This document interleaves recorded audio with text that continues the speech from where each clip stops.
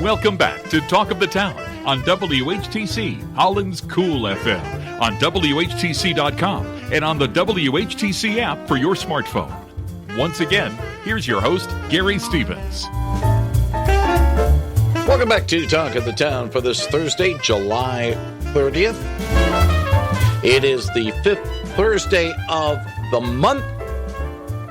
And it happens 4 times a year that we get 5 Thursdays in a month, which means at this time, 4 times a year, we update on things going on at Escape Ministries to help the youth in our area. Its executive director is Kevin Vanden Bosch on the other side of our table this morning. Kevin, welcome back, sir. It is so good to be back, Gary. Thanks for having us. And we are very pleased to have Brittany Tate, who helps run the independent living program at Escape Ministries. She's on the other end of our table as well. Good morning, everyone.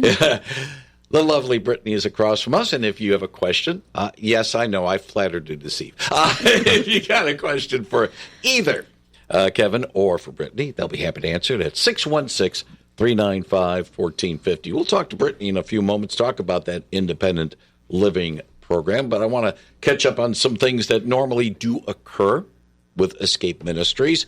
Career Connections is winding down as the summer employment program for youth in our area. Normally that's in the bailiwick of one A.J. Westendorp. But since A.J. is not with us today, well, we asked Mr. Vanden Bosch to tell us about how things are going with Career Connections. Absolutely. I will try to honor A.J.'s goodness and talk about Career Connections. One of the things that we're probably most excited about is with the support of our community, Career Connections is not just a summer program anymore. Although we have way more students working for us in the summer, that is a year-round program. Through some philanthropy and through some grants, we are running that service year-round with maybe about 10 to 12 students working. And one of the services we provide is to help those in need who aren't able to afford assistance with maybe painting or some lawn work or moving, those type of things. It's so good for our students to be part of that goodness and helping somebody else while they themselves are being helped. It strikes me when you talk about having this program to help those who do need the hand. I think of several years ago, and I assume they still continue to do so, the United Way, which was then United Way of Ottawa County, now it's the Hearts of United Way, yes, for West Michigan, but they would have a day of caring. And they would have people helping with yard work and painting and stuff like that for one day. Yes. This is a little bit different. Yes, this is a little bit different, but it's in that similar vein of helping others, right? So we are part of that United Way project as well, Gary. So our students and some of our staff do participate in a project like Stuff the Bus to get backpacks to students, or at Christmas time, getting gifts to students. But yes, we do the same thing, but we do it continuously, and our donors will say something like, I have a mom who needs this assistance or needs this help, and we're more than happy to go there. And our students and staff get so much out of hearing the stories from the people that we're serving. So it's really a symbiotic partnership, and our kids come back filled with goodness. Now, one other thing, and then we'll get to Brittany Tate talking about the independent living program. Kevin, you mentioned about Stuff the Bus, and it sparks a train of thought I'd like to follow up on. As we're talking at the end of July, we're heading into August, and of course, school begins by the time August is over. What ways is Escape getting ready for a new school year right now? Not only within the ministries itself, but also within the young men and women who are part of Escape in terms of benefiting from what they do. So besides the fact that some of your listeners, either as parents, are cheering with that news that school will be starting, or the students that are listening are like, I can't believe that's starting the end of August, we do a lot of preparation with our students, and it's both physical and social and emotional. So those students who are in 8th grade moving up to 9th grade, that's a big change going into high school. So we do some group work with those students. We meet with them individually. We have a group of kids that are learning social skills and all those things. Go back to your days in high school and think about walking into that lunchroom for the first time as a freshman. It's overwhelming and intimidating. So finding some friends, learning to make friends, besides the obvious of I need a backpack, I need a new pair of shoes, which we are always willing and part of, but it's that social emotional piece that we also work on as students adapt to the change of that laid back lifestyle in the summer versus what happens at the start of the school year. It can be pretty overwhelming for our kids. Now, if you have a question about what's going on at Escape Ministries, 616-395-1450. Brittany Tate, let's get you into the conversation. Independent Living Program. Tell us exactly what that is. Absolutely. So the Independent Living Program is a program for youth ages 16 and 19 who have aged out of foster care or have found themselves homeless. And what we're doing is we're identifying families in the community who would like to host them at their homes. So if you have a spare bedroom in your home and you feel that you can provide a clean, safe, encouraging environment for them, we would love to make sure that youth gets to be connected. It is one thing to find homes for young men, for kids. Mm-hmm. We want to bring in, the 4th, 5th, 6th graders and stuff like that. Mm-hmm. Talk about the challenges of trying to meet the needs of the older teen in this regard. Absolutely. So that age group is definitely one that is hard to house. And that's the reason why they're aging out of foster care. They haven't been able to be placed. And a lot of times it's due to age. And of course, they're in that area of life where they're needing those life skills. They're needing a lot more support. And if we all think about where we were in that age group, 16 and 19, we thought that we were grown. We thought that we had it figured out, but we needed more support. And so a lot of them, they're missing that developmental piece where there is a parental gap or supportive adult gap, and they just need someone to support them. And so being a part of this program allows them to have that extra support. Now, with all due, I apologize if I'm stepping in the wrong direction there, Brittany, but I think based on when I was, in the ice age when I was a teen. That's but the thing is, teens think that they're already adults physically. Sure. They're already adults, but I think it's between the ears is really where the maturation really needs to come in. Mm-hmm. Absolutely. And a lot of young people, they're dealing with some things that generations before them didn't have names for, they didn't have resources for. And so sometimes the stigma is that they're young, they're not going through anything, they're not dealing with anything, but they really are. They have a lot of things going on, just in their families, emotionally, mentally, physically. And again, they're needing more of those community supports. Let me go and put this on the onus of those who are looking to open up their homes. Yes, those in the program need a place to stay, need a place to grow. Mm-hmm. But for those taking them in, pack your patience. I think that is a very important factor. Absolutely. Absolutely. And because we are a ministry, we believe that, the families that are taking these children in, there obviously has to be some type of passion or some kind of call, that inspires you to do so. And I believe that those who are reaching out and wanting to be a part of this initiative, they're feeling some type of inspiration. Now, when I say you, I'm talking about the program. What do you do to sort of try to screen the young men and women and the foster homes so that they have a good fit? Absolutely. So how we screen or make sure that it's a good fit is that we are, number one, taking referrals from their caseworkers, foster care workers.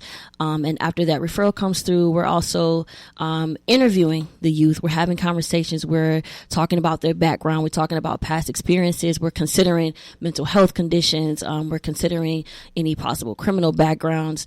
And we're also making sure that they meet before there is a match. So there's a conversation that happens between the youth and the host to talk about interests, to talk about ways that they need support, ways that the host can support. And then from there, a match can be possible. So there are some steps that happen before. 616-395-1450. Let's get to the phones. Good morning. You're on the line with our guests. Yeah. What if a child or teenager in school needs a tutor?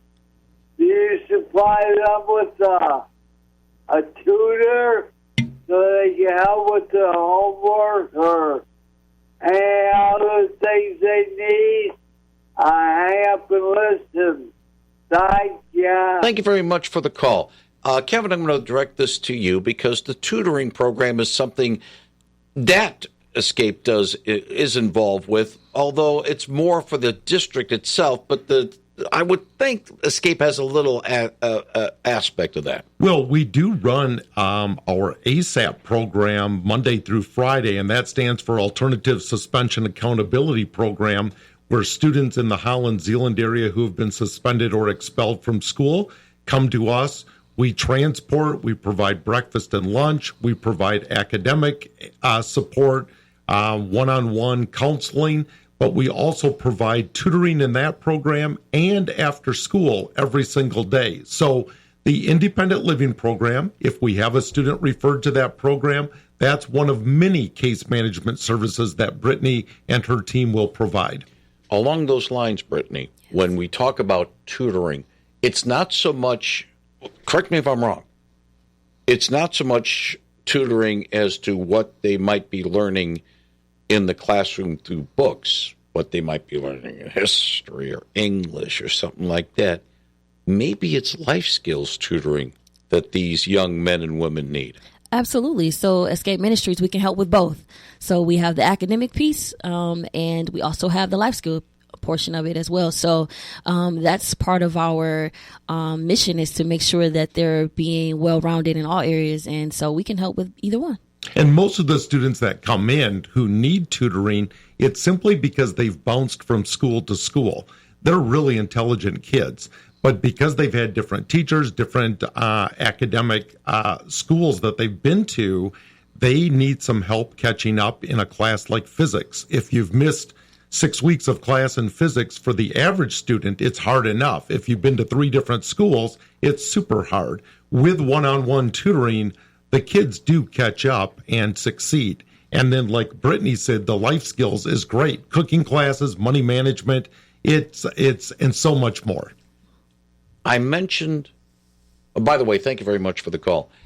I mentioned this a few moments ago with you, Brittany, about those who are providing the help for the families are providing the help for the independent living program, packing their patients.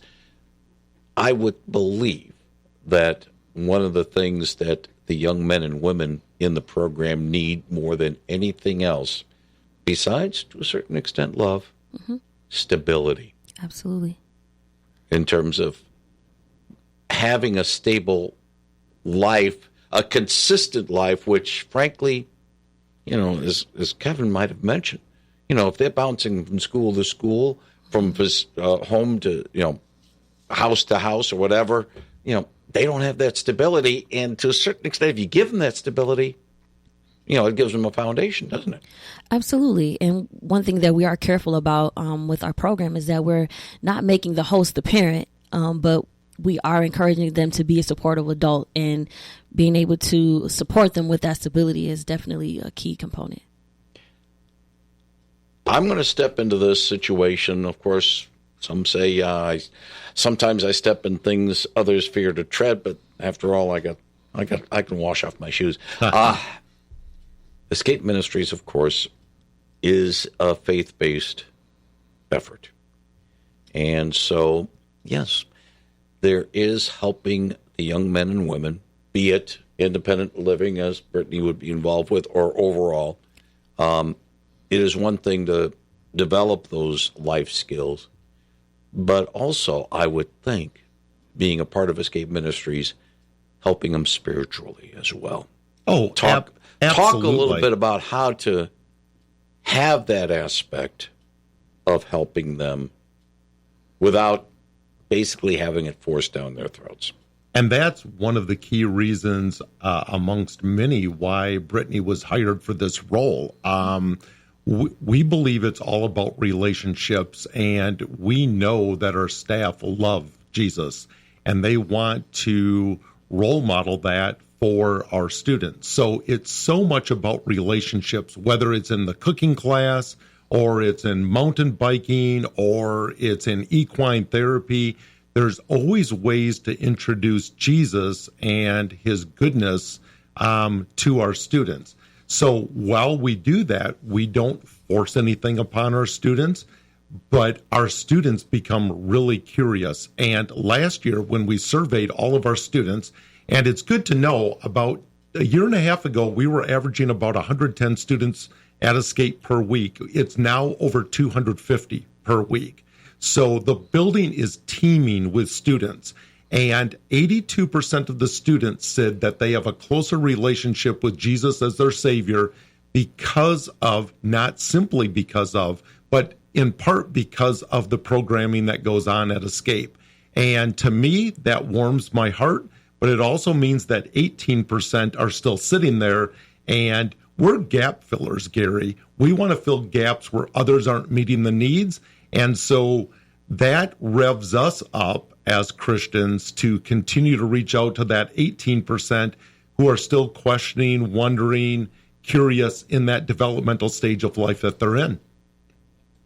I want to hit on a couple of things about what you guys have said and have done here. And I'm going to follow up on the talking about making the spiritual aspect and teaching about the spiritual aspect. And I want to hit it with Brittany because of the fact of the young men and women who are in the independent living program. I know it's going to sound like I'm asking for generalities, sure, but because each person is individually different. Sure. But for the most part, do you get a sense that as you dig deeper and these young men and women are in the program, the longer that they are, you get a sense that, hey, they're searching for something that only Christ can provide? Absolutely, absolutely. Even if they don't know it, God has plans for them. He has purposed them, and he has called them. And sometimes it just takes being in a community of people who can maybe not preach Christ in a traditional way, but who can show you Christ and through their actions. And so I think that's what inspires them to be curious about who God is and what God says about them. And I think when we make that connection, when we're available to them and we're that community for them, the connection can happen naturally.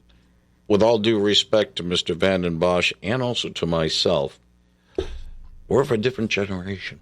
Sure. And let's just say what we might impart to them, they can't relate because they didn't grow up in the 70s or the 80s. Sure. They can relate to you because you are a younger person. Mm-hmm. And maybe they look at you and say, hey, she's been where I've been. I'm not saying you have or you're not, mm-hmm, but they can, when you say something, they can relate to it a lot better than maybe something that, with all due respect, Kevin, you or I might relate. You are exactly right. Sure. So that's the importance of just letting your light shine. Just let it shine. And, just allow your actions to preach for you. That's the best message that any of us can preach, is just through our service and how we treat others. So, yeah, it's one thing, the old line, do as I say, not as I do. But if we are believers, we evangelize by what we say and by what we do. Absolutely. And one of the most powerful times to do that is when a student hits their proverbial rock bottom.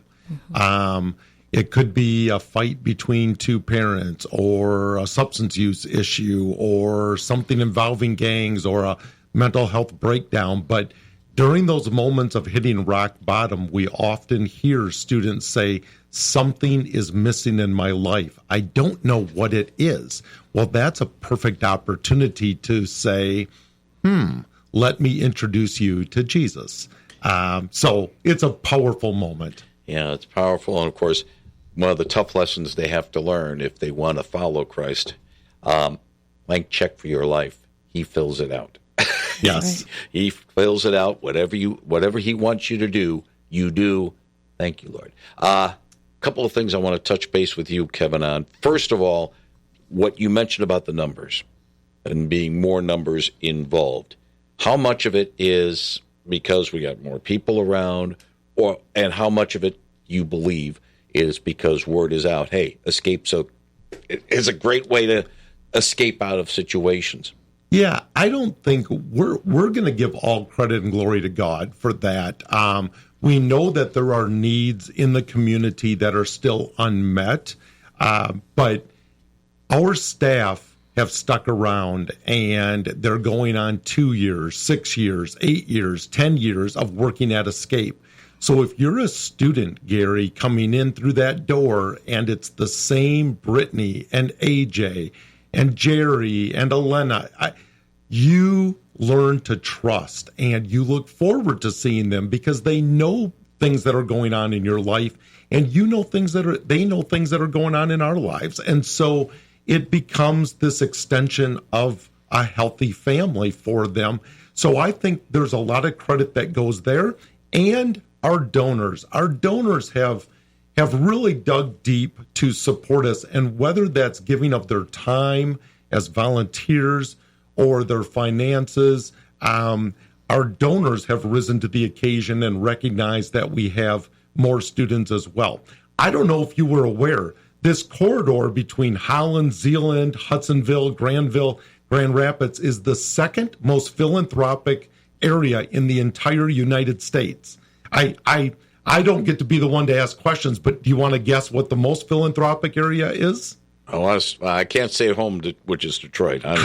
It's Salt Lake City, Utah. Yes. But we are number 2 in the United States. And Escape, I feel, is so beautifully situated that the churches and businesses and people in the community rise to the occasion. I heard a quote not that long ago that says, there are needs that exist in the shadows of plenty.